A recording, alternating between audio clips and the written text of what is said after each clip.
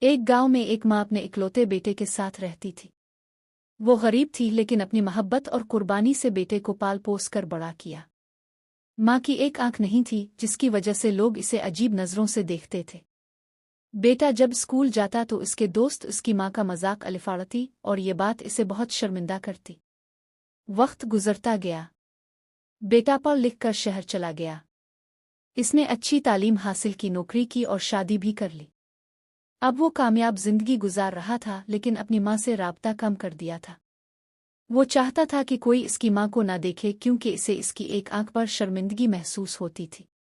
ایک دن ماں شہر آئی تاکہ اپنے بیٹے سے مل سکے۔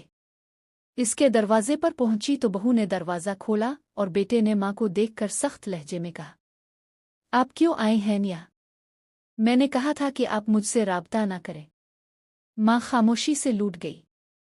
کچھ عرصے بعد بیٹے کو اطلاع ملی کہ اس کی ماں کا انتقال ہو گیا ہے۔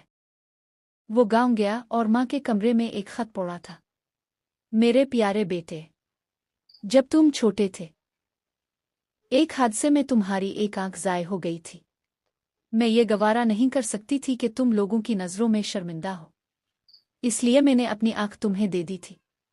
میں جانتی ہوں میری ایک آنکھ نے تمہیں شرمندہ کیا لیکن میرے لیے تمہاری خوشی سب سے اہم تھی۔ تمہاری کامیابی دیکھ کر ہی میری زندگی مکمل ہوئی۔ تمہاری ماں۔ بیٹا خط پڑھ کر زمین پر بیٹھ گیا، آنسو اس کے گالوں پر بہنے لگے لیکن اب بہت دیر ہو چکی تھی۔